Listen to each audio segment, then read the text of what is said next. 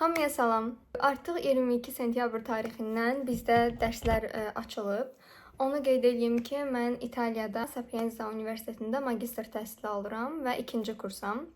Dediyim kimi dərslər artıq dünəndən başlayıb, amma dünən Romada strayk olduğu üçün gedə bilmədim. Strayk nədir? Strayk odur ki, transport ümumiyyətlə dayanır və avtobuslar, metro falan çox şey işləmir, nəqliyyat. Yəni getsəydim, mənim evim uzaq olduğu üçün qayıtmaq biraz mənə çətin olacaqdı. Ona görə dünən getmədim və bugün ilk dərs günümdür. Amma bugün sadəcə bir fən olacaq, çünki dərslər 22-sindən başlasa da çox müəllimlər hissə-hissə dərsləri, fənləri keçirlər.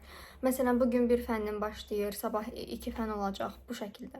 Makyajımı artıq eləmişəm, çox sadə bir şey elədim. Çünki bilirsiniz necədir? Məsələn, Bakıda bakalavr oxuyanda mən hamı o qədər özənərək gəlirdi universitetə və qızlar geyimlərinə, saçlarına, makyajlarına fikir verirdilər. Mən bunu çox sevirəm, çox xoşuma gəlir.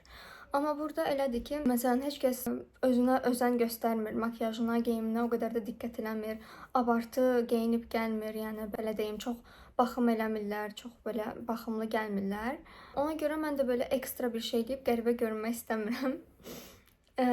Bir də əgər məsələn universitetdə görürüksə, kimsə belə gözəl outfit eləyib, gözəl makyaj, baxım, saç, bilinir ki, bu 100% beynəlxalq tələbədir.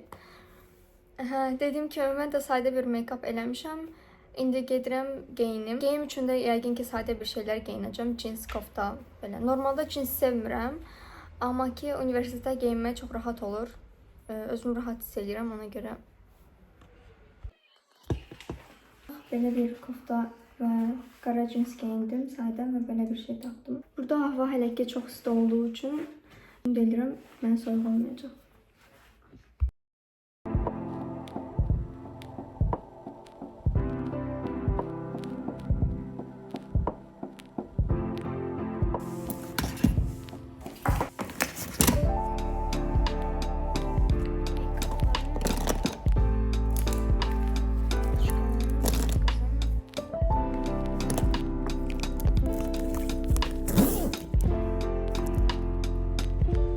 Buranın ışığı daha qəşəngmiş, ona görə burada göstərəcəm.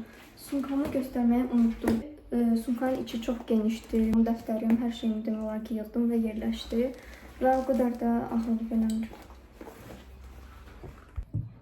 Su qabını doldurmağı da unutmuşam. Neysə, bugün səhər mən hər şeyi unuturam. Gelin doldurma.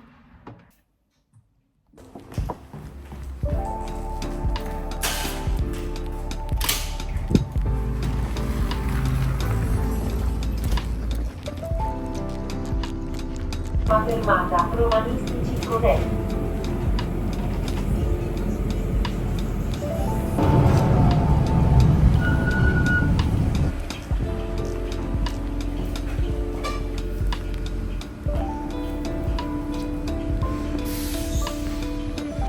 Bu arada mən normalda burada aylıq tiketlər alıram. Hansı ki, hardasa 36 euro verirsiniz, bəs bir aylıq transportdan ödənişsiz istifadə edirsiniz. Yəni metrodan, avtobusdan belə. Sadəcə dərsim 22 açılırdı deyə aylıq tiket almadım. Lazım olduqda bank kartı ilə ödəniş edirəm, yəni bank kartı ilə keçirəm. Artıq universitetə çatdım. 20 dəqiqə vaxtım var. Görüm, əgər yeməkxanada sıra olmasa yemək yiyəcəm. Burada 2 dənə belə sıra var. Yeməkxana mensa deyilir bu arada. Burada İtalyan yeməkləri, pasta falan olur. Burada isə daha çox fast food olur. Orada çox sıra var. Ona görə ora getmirəm, burada dayanıram.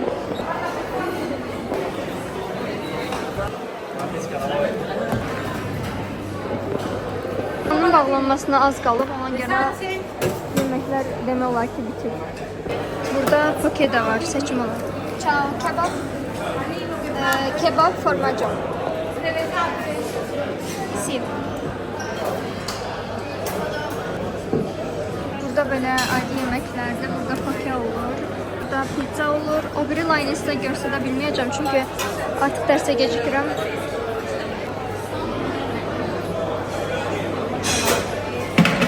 Cercando di essere chiara.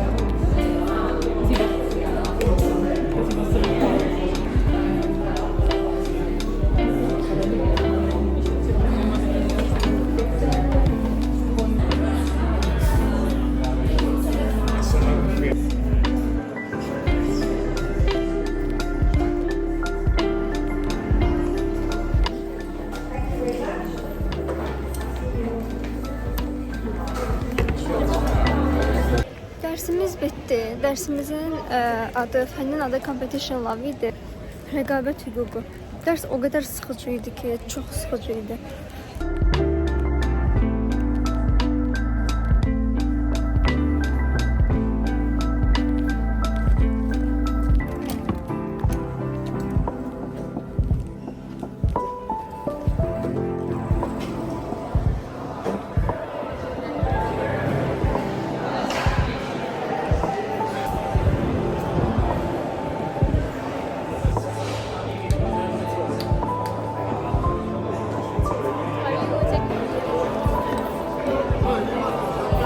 Dərsim bitəndən sonra getdim kitabxanaya, biraz dərs oxudum. Çünki oktyabrda verməli olduğum 2 imtahan var. Birinə artıq hazırlaşıram.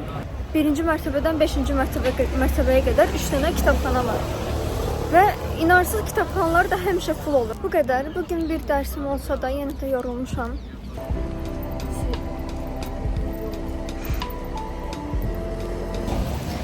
İndi isə qızlarla görüşməyə gedirəm. Magistrim bitirdi. Sabahları Bakıya gedir. Ona görə də axırıncı dəfə dedik qızlarla yığışaq. Və yağış yağır. Halbuki proqnozda yağış göstərmirdi. Heç nə, yəqin ki, restoranı su olaraq çatacaq.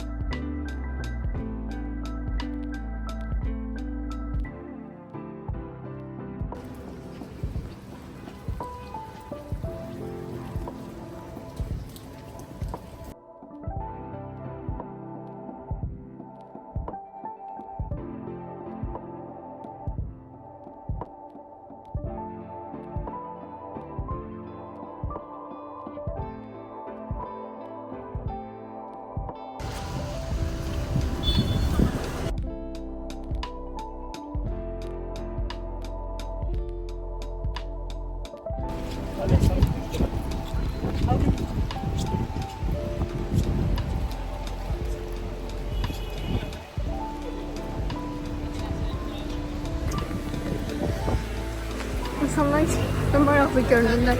Hamı bir rəngli. Balanı götürməyəcəm. Makyaj falan.